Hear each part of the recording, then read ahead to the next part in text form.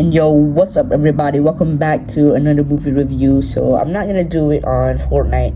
It's because that I already did this and my mic was corrupted and it was so annoying. Like I did that so hard. I was talking about the movie so much, and then the mic was broken. So yeah, I'm using my phone right now just to make this review. So today we're gonna review a movie which I've been talking about since I reviewed the Barbie movie, which being Oppenheimer. Okay, Oppenheimer is a movie, basically a story about Oppenheimer, which is the first man who created the atomic bomb.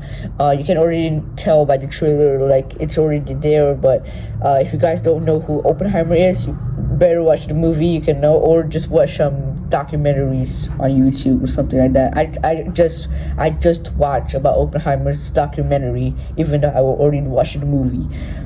So yeah, I don't want to talk this too long. I want to make it short, because I don't want to make my reviews that long because it will took a lot of editing to make, and I don't want to make it too long. I want to make it short. So yeah, let's talk about it. So Oppenheimer basically is.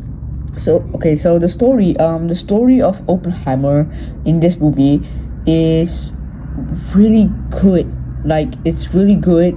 It's amazing to watch, and even though it's a drama movie, like it doesn't have action sequence, not a single action sequence.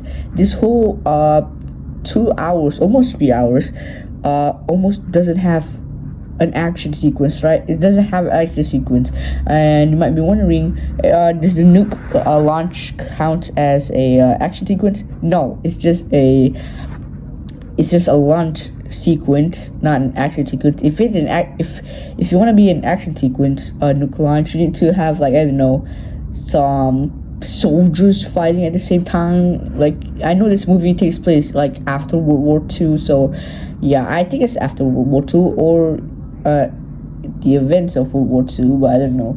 But so far, this movie doesn't have an issue to me, right? This movie doesn't have an issue. Yeah, I'm saying this right now. This movie doesn't have an issue. Okay, I just watched the movie and I know nothing about. I don't like the movies, that doesn't have action sequence. It will ruin the whole movie and it will be quite boring. But somehow this movie is actually is good, even though it doesn't have an action sequence. That's actually kind of rare for me because usually movies that I want to watch, it has to be having an action sequence, because if it don't, I will be bored as hell and I will sleep. I sleep once in this movie. While watching this movie, I was sleeping a little bit. I was sleeping like 1 minute, and then I wake up again because of the explosion sounds that they keep making in this movie. And it's just if the way that you watch this movie, it feels like you're watching a live nuclear launch, like it's in real life, but it doesn't feel like in real life. You're watching a movie about a guy who's making a atomic bomb, but if you're watching this movie, you feel like you're watching a live nuclear launch. Like you really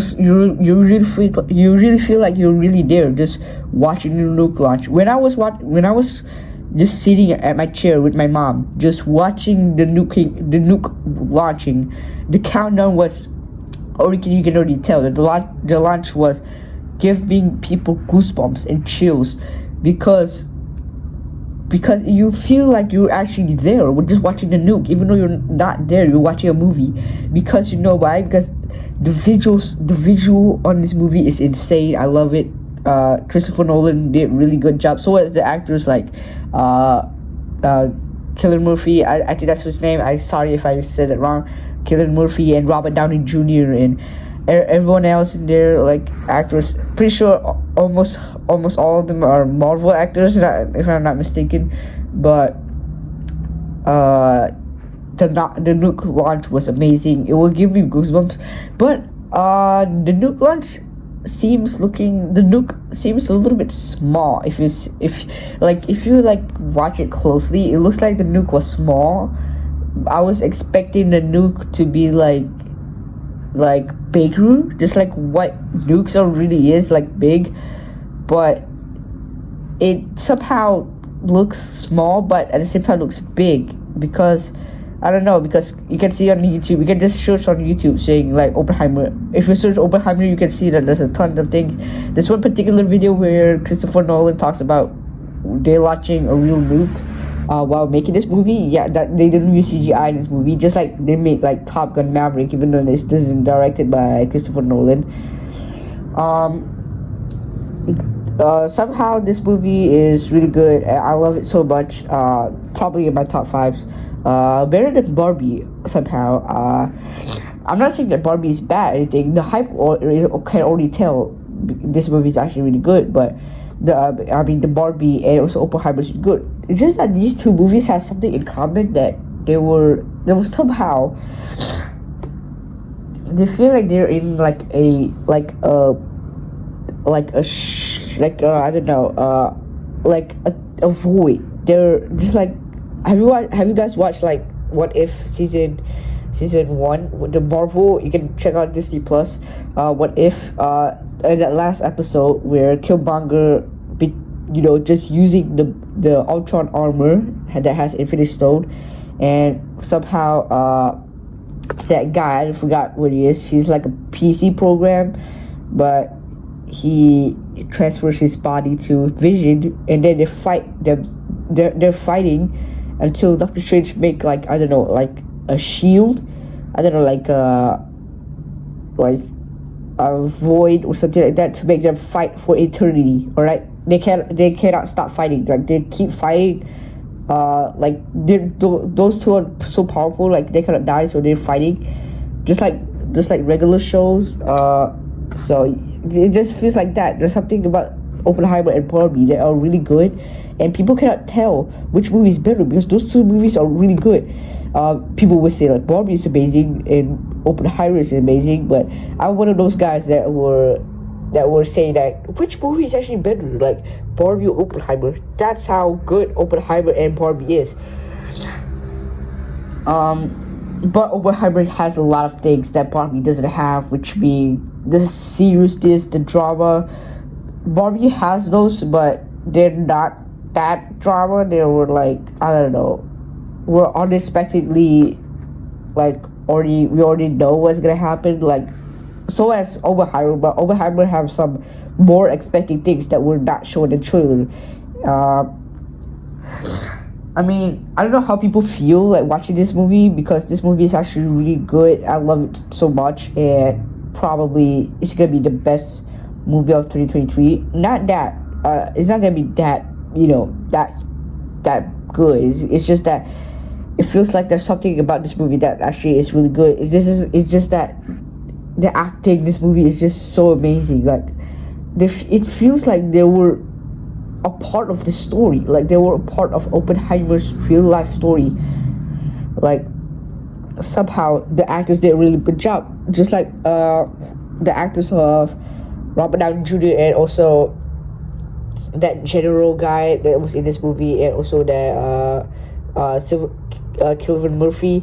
Those three are honestly amazing actors. Like Robert Downey Jr. in this movie, you can there's something about Robert Downey Jr. in this movie, is that he somehow do some Tony Stark stuff, even though this is not a Marvel movie. This is a story about Oppenheimer, but somehow he has the power, like a power that he can still play as Tony Stark, but in another movie he somehow pulled it off.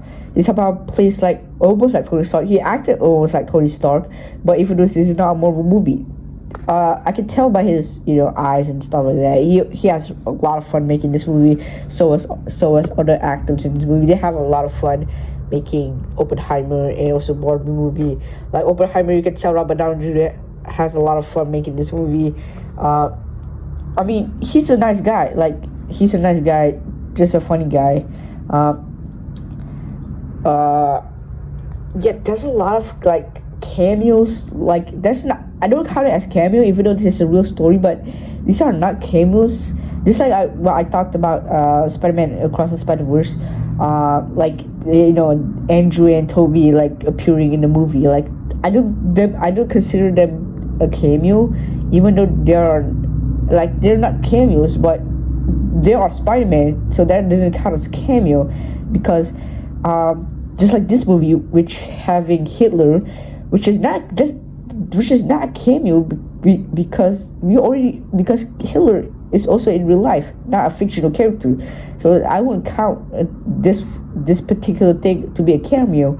But you have to watch this movie. So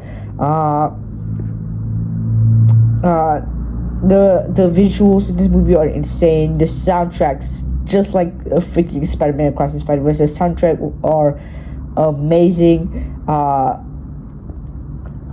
Just amazing. I don't know how they pull this off. I was expecting the soundtracks to be like, I don't know, like 1900 sounds, but when I listen to all these soundtracks, I have the thing that they're actually using like nuke alarm sounds.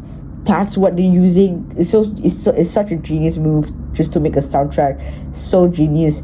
They're using like alarm nuke sounds and nuclear sounds just to make a freaking soundtrack. That was amazing. I don't have bad things about to talk about this movie, because this movie is actually really good. So yeah, that's gonna be pretty much it for the whole review. So is this movie, how much rating should I give this movie? So I changed my mind about Barbie's rating. I changed my mind about giving it an 8 out of 10. After rethinking about it, I thought I would give it a 9 out of 10. So I will change it right now. So Barbie's gonna be 9 out of 10. So now Oppenheimer is gonna be a 10 out of 10. I think this is the first review I put a 10 out of 10. I think I put it. I don't know. I forgot. I think I put it on Ant-Man Quantumania. But yeah, I forgot. But yeah, that's the review of Oppenheimer. I hope you guys enjoyed this review, and also like this video. Consider subscribing. Pretty much it. So I'll see you guys in the next review. Peace.